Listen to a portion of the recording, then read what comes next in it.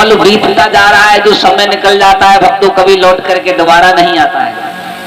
और ना ही संसार में आज तक कोई लौट करके आया।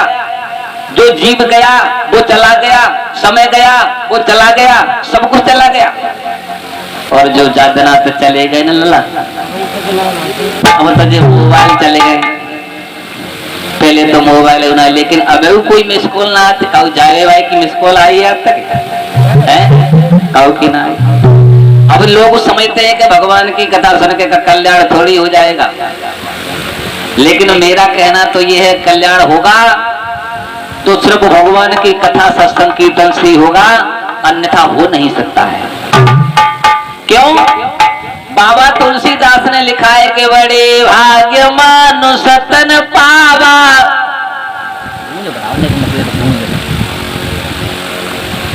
और सुर दुर्लभ सब ग्रंथ ने गावा। तुलसीदास बाबा ने ये क्यों लिख दिया कि बड़े भाग्य मानु सतन पावा? ये क्यों लिखा कि मनुष्य का जो शरीर है और बड़े भाग्य से मिलता है। अरे वे जो लिख देते कि बड़े भाग्य ऊंट तन पावा, बड़े भाग्य सुअर तन पावा, बड़े भाग्य कुत्ता तन पावा, ये भी तो लिख सकते थे। लेकिन उन्होंने ये क्यों लिख डाला कि बड़े भाग्य मानुष तन पावा? क्यों? कि मनुष्य देवताओं से बड़ा होता है। ये कथा मनुष्य को श्रवण करने के लिए मिलती है, लेकिन ये कथा देवताओं को सुनने के लिए नहीं मिलती है भक्तों। प्रमाण है भागवत के अंदर, जब श्री सुखदेव जी राजा परीक्षित को कथा श्रवण करा रहे थे तो देवताओं ने विचार किया कि हमारे पास अमृत का कलश है, इसको लेकर के चलो। ये अमृत का कलश उनको भेंट कर देंगे सुखदेव जी को, और इसके बदले में कथा सुनेंगे। वो कथा अमृत है, उस कथा के सुनने से जीव अमर हो जाता है, यानी संसार में आना जाना बंद हो जाता है। अब बहुत सारे लोग सोच रहे होंगे तो मतलब का कथा सुनबे तो संसार में आए वो जावे ही बंद है जाए। अरे संसार में आना जाना बंद हो जाए तो हम अमर हैं। क्यों? अब की बार तो तुम्हें मनुष्य का शरीर मिला है, लेकिन अब की बार बने कुत्ता तब है, बने सुअर तब, कीड़ा मकोड़ा क्या क्या बनोगे कोई पता है? तो ऐसे संसार में आने से मतलब क्या है? अरे ऐसे संसार से तुम दूर रहे तो अच्छी बात है, लेकिन लोग ये सोचते हैं कि अब की बार मनुष्य का मिला है फिर भी तैयार है। ऐसा नहीं है। एक बार ही 84 लाख योनियों में एक योनि मनुष्य की है, लेकिन एक बार ही परमात्मा मौका देता है। और जब एक बार परमात्मा मौका देता है तो इस मौके को भी जीव चूक जाता है। इस मौके को भी जीव चूक जाता है, सोचता है बहुत सारा जीवन पड़ा है भजन करने के लिए, भजन करेंगे, कथा सुनेंगे, सत्संग करेंगे, वो तो बुढ़ापे में करेंगे। लेकिन बुढ़ापे में भजन करने से परमात्मा किसी की नहीं सुनता है भक्तों। बुढ़ापे में परमात्मा भजन करने से नहीं सुनता है। भजन जो जीव जवानी में कर लेता है वो उस भजन की परमात्मा सुनता है, अन्यथा बुढ़ापे में परमात्मा किसी की नहीं सुनता है। मेरे भक्तों, संसार तो चला गया, लौट करके आज तक कोई नहीं आया, लेकिन लोग अपनी अपनी वाह में हैं, मद में। बोले हम तो पैसे वाले हैं, हम जमीन वाले हैं, हम ताकत वाले हैं, हम घर वाले हैं, लेकिन ये नहीं पता है कि सब कुछ है तो भाई की मेहमा। और तुम चले जाओगे लला के चले गए लम्बतार, रुक न पाए ठेकेदार, बड़ी बड़ी रियासत के जमींदार चले गए।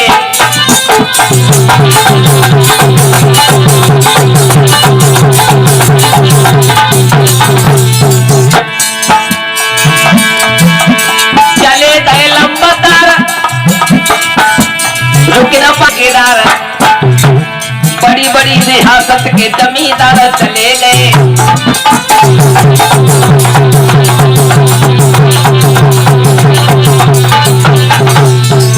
और बेटी राजा महाराजा गए, बिना बेटवाजा गए, उन्हीं के संगों के कतरदार चले गए।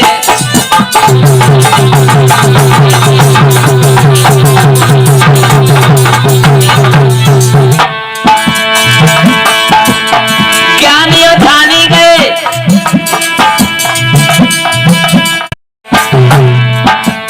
नहीं के संग बड़े समझदार चले गए।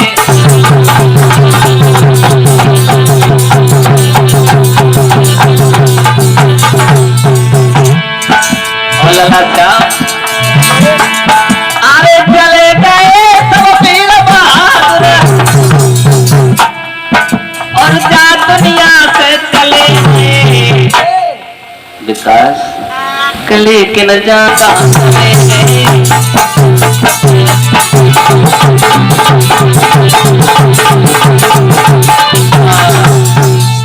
मेरे भक्तों, संसार में जो जीव आया है वो गया है, लेकिन जो अपनी अपनी ऐठ में रहे ना, उनकी तो बात है फिर कुछ और है। अपने ही ताकत और अपने ही घमंड में वो रावण था, 10 कंदर लंका का राजा, पता है? 10 भुजाएं थी उसकी, 10 शीश थे। इतना बड़ा विद्वान प्रकांड और योद्धा था कि सभी देवी देवता उसने अपने बस में कर लिए थे। शायद एक रावण कितना बड़ा तो कोई बलवान नहीं होगा आज के जमाने में, लेकिन वो भी एक दिन धराशायी हो गया था। युद्ध के मैदान में पड़ा हुआ था रावण, तो भगवान राम ने कही लक्ष्मण एक काम करो, रावण बहुत बड़ा प्रकांड विद्वान था, इसके पास जाओ और जीवन के लिए कुछ 2-4 बातें पूछ आओ। राम ने कहा था लक्ष्मण से। लक्ष्मण गए और लक्ष्मण जाकर के रावण के सर की तरफ खड़े हो गए, और रावण के सर की तरफ खड़े हो गए। रावण नहीं बोला, और जब रावण नहीं बोला लक्ष्मण चले आए। रावण ने पूछी क्या हुआ? बोले वो बोला ही नहीं। बोला नहीं, क्यों नहीं बोला? कहां खड़े थे? बोले हम सर की तरफ खड़े थे। लक्ष्मण बिल्कुल पागल हो, जब किसी से कुछ लिया जाता है अपने जीवन के लिए तो छोटा बन करके बड़ा बन करके नहीं। जाओ पैरों की तरफ खड़े होना। लक्ष्मण फिर से गए, पैरों की तरफ खड़े हो गए, और खड़े होकर के कहे भैया रावण आप तो जा रहे हो, लेकिन हमें जाते जाते जीवन की कुछ 2-4 बातें बताए जाओ। रावण बोला लक्ष्मण अब मैं तुम्हें क्या बताऊं, मेरे शरीर में इतनी सामर्थ्य नहीं है जो कि मैं तुमसे नीति शास्त्र का वर्णन करूं, लेकिन हाँ सिर्फ 2 बातें बता करके जा रहा हूं। ये 2 बातें तुम्हारे जीवन में सारे जीवन जब तक जीवित रहोगे तब तक काम आएगी। इन 2 बातों का ध्यान रखना। बोले क्या? तो बोला रावण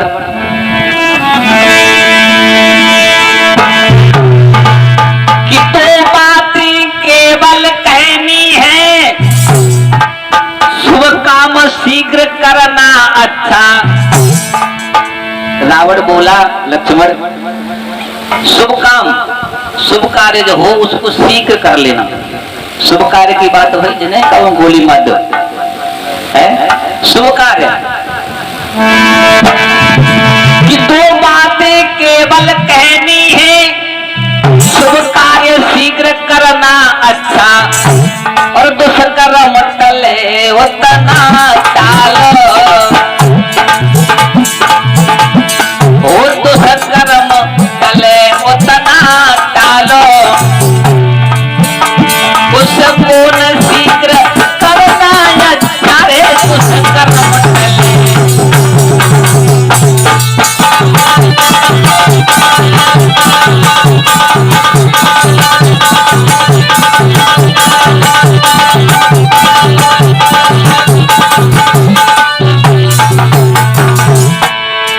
कहने लगा रावण लक्ष्मण अगर दुष्कर्म हो उसको टालते रहना, शायद है कि वो तुम्हारा बुरा वक्त निकल जाएगा। शुभ काम में कभी देरी मत करना। और दूसरी बात लक्ष्मण मन में कभी ये मत सोचना कि मैं ऐसा कर लूंगा, मन में कभी ये मत सोचना कि मैं ऐसा कर लूंगा। जा तरीका था जा गांव के भैया समझे बैठे।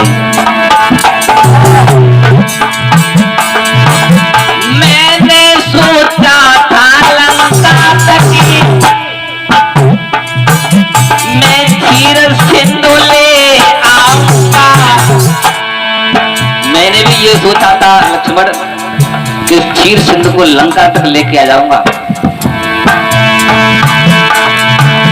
मैंने सोचा था लंका तक ये क्षीर सिंधु ले आऊंगा, स्वर्ग तक जाने का मार्ग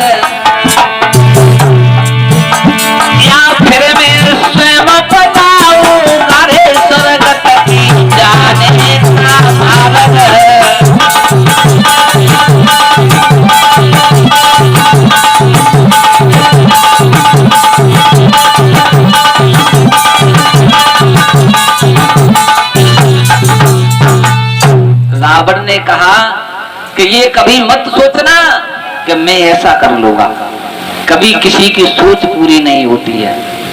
लोग कहते हैं, हमने सुना है, बोले पंडित जी बड़े परेशान हैं, हमने अब की बार जो सोची कि खेत में 50 कुंटल गेहूं बह गए तो लाओ एक छोटा सा भंडारा कर लें, लेकिन नहीं कर पाओ।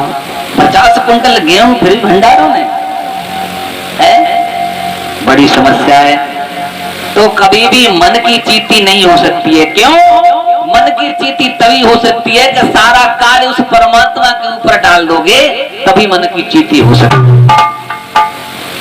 सुखदेव जी समझाते हुए बोले कि हे राजन परीक्षित, संसार में कुछ नहीं था, संसार में कुछ नहीं था, केवल जल ही जल था।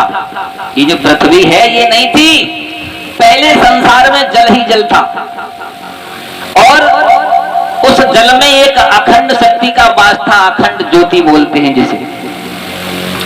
उस अखंड शक्ति के द्वारा और उस जल में एक ओंकार नाम का शब्द उठा, ओम, इस तरह से एक जल में शब्द उठा, और जब वो शब्द उठा तो शब्द की गूंज से ही उस जल के अंदर एक अंडा बन गया, और जब अंडा बन गया तो उस अंडा के अंदर से ही भगवान नारायण का प्रादुर्भाव हो गया। बोलो नारायण भगवान की।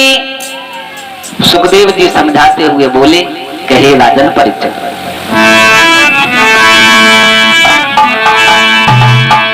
आरे पानी बिन जिंदगानी अखारत, और जिंदगानी बिन पानी, आरे पानी भीतर अंडा फूटो विष्णु प्रकटे पानी।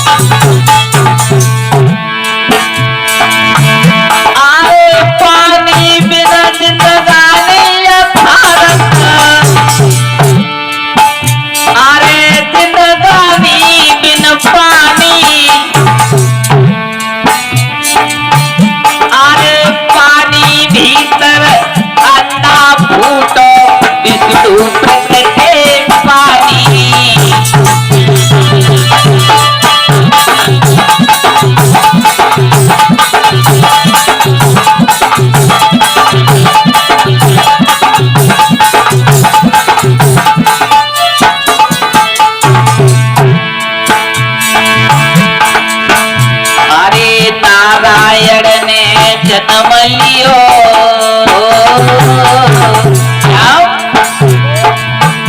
अरे नारायण ने जन्म लियो, तब कमल खिलाई दो पानी में। अरे भाई कमल पे ब्रह्मा प्रकटे, सृष्टि रचाई नहीं पानी में।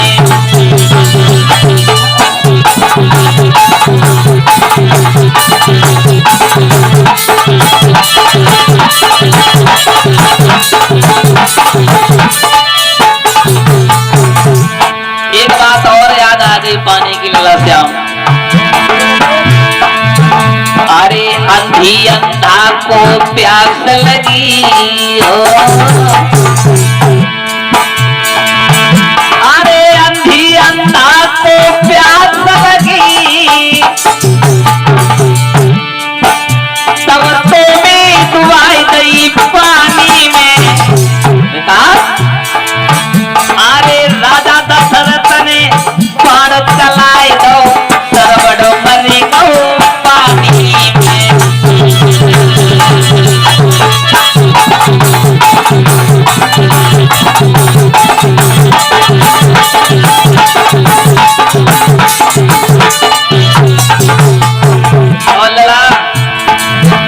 अरे रावण ले गो सिया चुराए के, अरे रावण ले गो सिया चुरा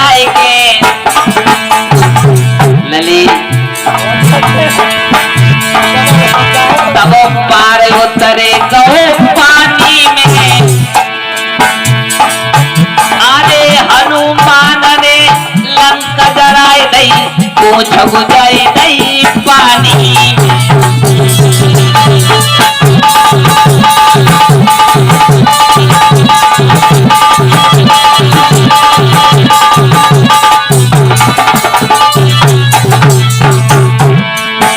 अरे पानी बिन जिंदगानिया खारत अरे जिंदगानी बिन पानी अरे पानी भीतर अंडा फूटो बिसड़ू के पानी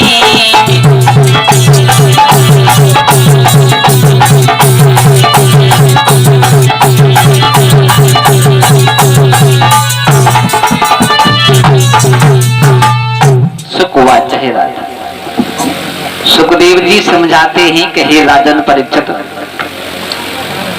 उस जल के अंदर भगवान विष्णु का प्रादुर्भाव हुआ, उनकी नाभि से कमल डंडी निकली है, वो कमल डंडी निकल करके जल के ऊपर आ गई और जब जल के ऊपर आ गई तो उस कमल पर ब्रह्मा जी प्रकट हो गए। ब्रह्मा जी ने इधर उधर जब चेहरा अपना घुमाया तो उनके 4 मुख हो गए, उनको चतुर्मुखी कहने लगे। अब उन्होंने विचार किया कि मैं आया कहां से हूं, तो उस कमल की डंडी को पकड़ करके हजारों साल तक जल में चलते रहे, लेकिन कहीं कोई ठिकाना नहीं पाया। आवाज आई, अरे ब्रह्मा तप करो। ब्रह्मा जी लौट करके फिर कमल पुष्प पर बैठ गए आकर।